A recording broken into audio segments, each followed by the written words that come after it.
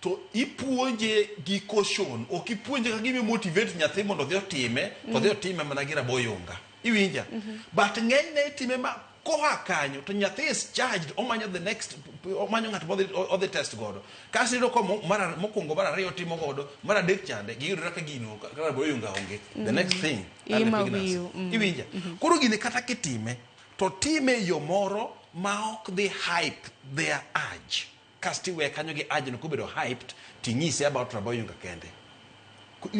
Makoro itimo iwacho ni puonjo nyithindo kotenre kod sex education nego beni nyiso gi repercussions achiedh nade manyalo wuok kotenre kod terruok machon.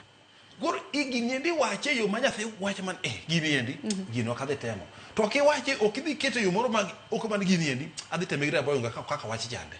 kaso dhi temo gi raboyunga mar achiel mar ariyo mar adek ok giyudo circumstance oyudo ka gionge godo the next thing which is timore marach iwinja ka tieko iyudo kandi nitiere pinje moko mar kidhi kara chonyo mwalo ka kech an ajaw Bay County buto yugis iwinja koro gik matimore Bay County ang'ete iwinja kasto kaluwore ni bende gik ma understand koro abro chiwo examples based on gik manitiere around kikundo mang'eyo area mar kara chonyo ka wan gi problem sana mar pi iwinja koro nyathi a skul godhiambo odhi manyo pi to iyudo japiko moro madhi kawo ne pi nono koro water for sex timore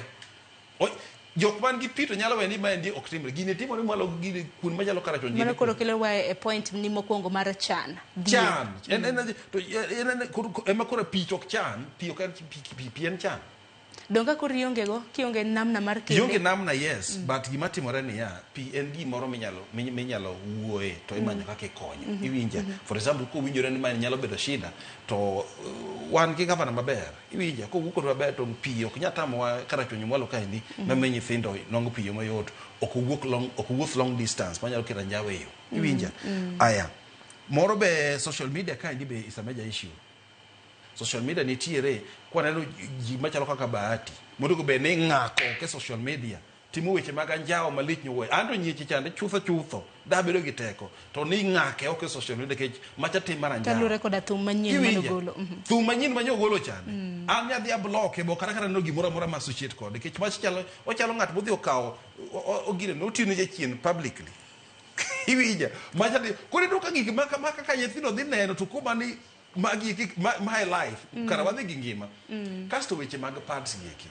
mag sanitary pads taulo mag ria taulo mag ria iluongo ni taulo mag ria sanitary towels dhuluo ni otedore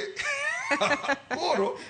iyudo ka nyathi manyako samoro openj janyuol pesa to janyuol onge pesa niendi to maendi en weche mag wich kuot ma samoro ok odwani mondo mi omake to ng'at moro wuok japuonj moro dwa miye pesa to japuonj dwa miye pesa dwa take advantage kode iwinja kaso dhi kelo weche gi mogik en child welfare and protection policy which is very very important. Child welfare and protection policy which is not very strong